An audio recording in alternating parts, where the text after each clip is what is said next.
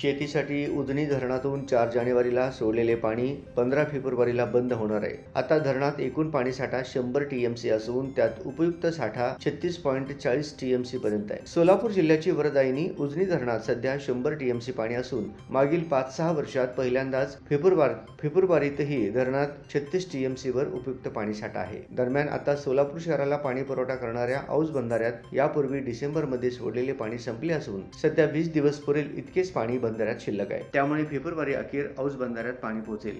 या नियोजनाने उजनीतून पाणी सोडावे अशी मागणी महापालिकेने लाभक्षेत्र विकास प्राधिकरणाकडे केली आहे। त्यासाठी साधारणतः 5 टीएमसी पाणी सोडावे लागणार आहे। समांतर जलवाहिनीचे काम पूर्ण व्हायला अजून 1 महिना लागणार आहे। दुसरीकडे शेतीसाठी देखील मार्च मध्येच दुसरे आवर्तन प्रस्तावित असून त्याचा निर्णय आगामी कालवा सल्लागार समितीच्या बैठकीत होणार आहे। त्यासाठी 15 ते 18 टीएमसी पाणी सोडावे लागणार आहे। आता शेतीसाठी सोडलेले पाणी शेतकऱ्यांसाठी खूप मोठा आधार ठरला आहे। पुढे मार्च मध्ये पाणी सोडल्यावर शेतकऱ्यांना उन्हाळ्याच्या फार झळा बसणार नाही हे निश्चित। सध्या उजनी धरणातून सोडलेले पाणी थेट 1,43,000 हेक्टरला मिळते। आता बार्शी, मंगळवेढा, शिरापूर, देगाव, एकरूख, आष्टी, सांगोला या उपसा सिंचन योजना पूर्ण झाल्यावर आणखी 1,10,746 हेक्टरला उजनीचे पाणी मिळणार आहे। जिल्ह्यातील दहिगाव, सीना, म्हाडा, शिरापूर, आष्टी, बार्शी, सांगोला, मंगळवेढा व एकरूख या उपसा सिंचन योजनांसाठी उजनीतील एकूण 19 टीएमसी पाणी राखीव आहे। त्यातून जिल्ह्यातील 2.5 लाख हेक्टरला मोठा लाभ होणार आहे।